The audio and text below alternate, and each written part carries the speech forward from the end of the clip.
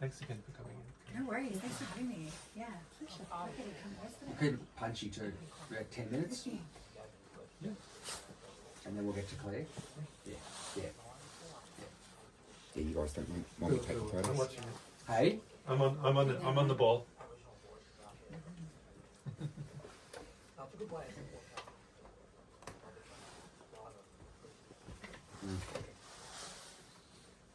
And we're back, 3CR Wednesday breakfast. It's now 2 minutes past 8. And we're joined by Kelly Flanagan, a Wiradjuri woman recently released from the Dame Phyllis Frost Centre, a women's maximum security prison, and the organiser of a rally this afternoon at 121 Exhibition Street, Melbourne, rallying outside the office for Victoria Corrections to stop the human rights abuses at Dame Phyllis Frost Centre. Thank you so much for joining us this morning. Thank you for having me. I love being here. Thanks for coming in. Yeah, thank you. Yeah. It's a real pleasure to have you. I've been admiring all of your tireless efforts and extremely brave and staunch advocacy. Thank you. Maybe you could tell us a little bit about yourself and what this is about this afternoon. Yeah, definitely. So I was incarcerated for 3 years. So the last couple of years in Dame Phyllis Frost Centre, the lockdowns are just incredible. So we're talking about like constant lockdowns, not coming out of your cell. The staff are pretty much pissed off that they have lost their overtime and they are just organising like an industrial-like action and not coming in, which is creating harm for the women that are inside. So mental health is increased, declining mental health is increased. Talking about suicide attempts on a huge level.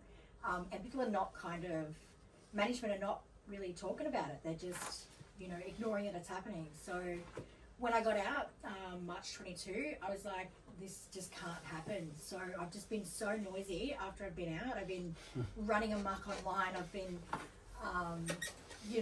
look, there has been a few consequences for it, but it's all worth it in the end, right? Like, and today's going to be amazing. So get out there and support the women and, make some noise. Let them know that they can't keep getting away with it, and that there's someone who cares.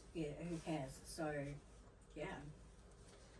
And the conditions at the Dame Phyllis Frost Centre, I'm reading here that there were 5 out of 7 suicide attempts in March were First Nations women, and the brutal lockdowns include people being denied food, water, medical care, family contact.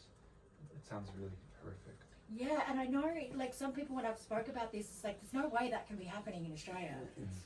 It's happening. It's 100% happening, and it's, I don't even know how to explain it. It's like one of those things you can't believe it until you're there, right? And I'm not saying every day you're gone without food. That's not what I'm saying. I'm saying that there has been circumstances and times over the 106 lockdown days where I have recorded no dinner, not being allowed dinner, not being allowed medical care. My lawyer has actually recorded the fact that they've cancelled appointments and I haven't been able to see her. So like, that's from a third party person. That's just not me saying it. I've challenged the minister to come and speak with me and say, so I can have a meeting with him to discuss this, and he's like blocked me. He will not return my emails. He won't, so that goes to show in itself the kind of things that, the kind of lengths they're willing to go to. Good.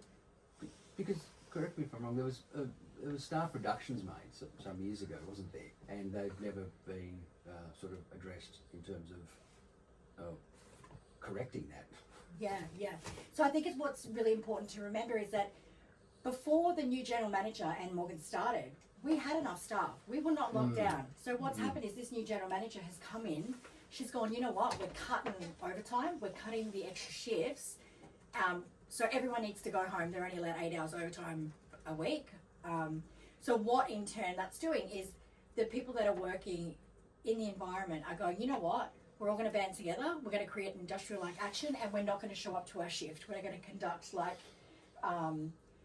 orchestrate these days off or whatever it is. So that's what's actually happening. So it's not a matter of shortage of staff because there's plenty of staff. It's only been since the new GM came in and started cutting the overtime hours that it's been a problem. Okay. Yeah, so I really wanted to push that because we don't need any more staff. We have heaps of staff there. It's just they're not showing up because they want their overtime back. So, I know it's appalling. Money over human rights. Like, Yeah, but that does seem to be the usual sort of calculations that are made these days. exactly, especially towards vulnerable people, Indigenous people, and you know, touching on the suicide attempts, right? Like, there's 7 suicide attempts. I can't even acknowledge how difficult that was to be in the presence of, like a near fatal, a couple cells down from me. It broke my soul.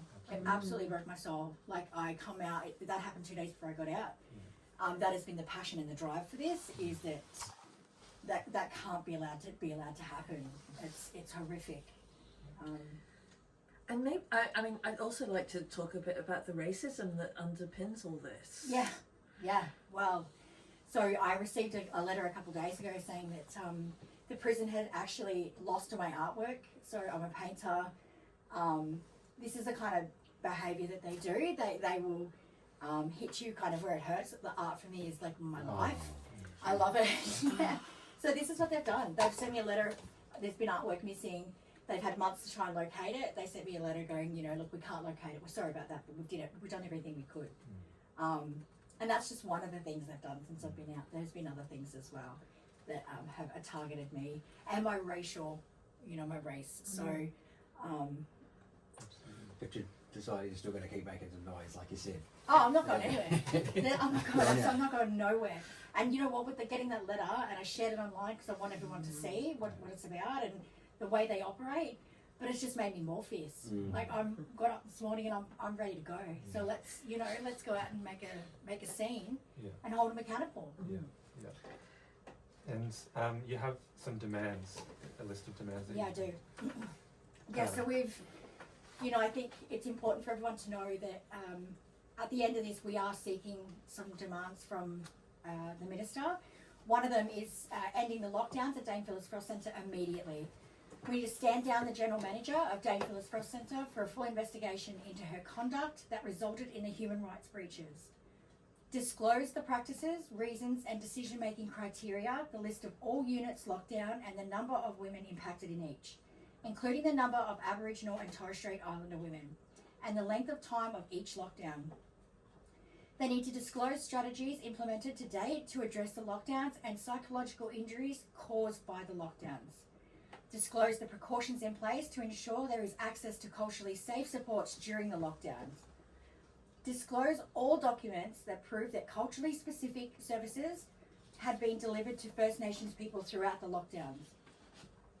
We recommend a Royal Commission to investigate the extent to which imprisoned women were deprived access to legal visits and support to prepare for court matters.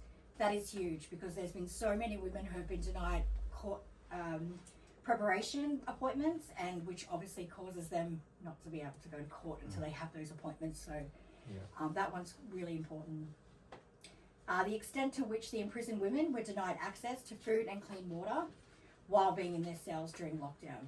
The extent to which the imprisoned women were cut off from engaging with family, children, friends and support persons due to no access to phones, Zooms or in-person visits.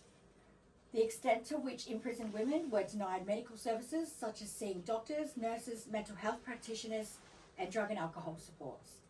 The extent to which imprisoned women's housing appointments, parole preparation and parole appointments were cancelled with no notice given and no information provided. And lastly, the practices, reasons and decision-making criteria, the list of all units locked down and the number of women impacted in each, including the number of Aboriginal and Torres Strait Islander women and the length of each lockdown. The person responsible for making decisions to proceed with lockdown since June 2023, the harm and effect it had and continues to have on women inside. The provisions DPFC has put in place to ensure these lockdowns cease immediately and in future situations.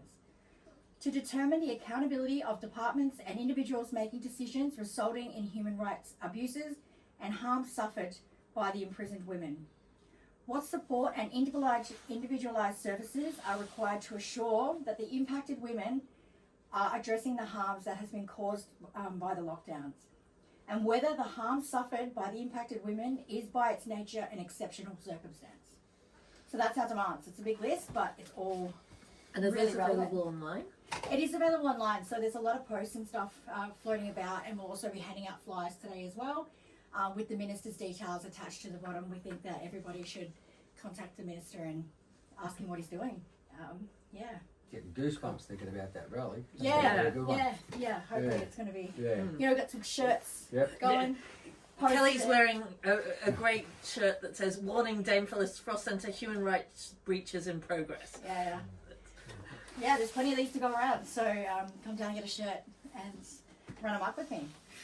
Absolutely. So that's at this afternoon at 12 p.m. at the Corrections Minister office at 121 Exhibition Street in Melbourne. Come along if you're free. Thanks so much for your time, Kelly. Was there any last Yeah, things thanks, you'd Kelly. like to mention before we let you go? No, thanks for having me. I feel like these are such important issues, and you know, we can support the people who have no voices and the most vulnerable in our community. And you know, women more. I mean, I say women more so, but just because my experience is attached to that, but they have no one, right? We are their voice, and it's really important to come down today and you know, come and support what we're doing. 100%. Thanks very much, Kelly. Thanks, Kelly. Thank you, guys. And we'll hope to chat with you again shortly. Well, hopefully it'll be resolved when we need to. Let's hope so. But if not, it'd be great to have you back on. Yeah, thank you. Thanks.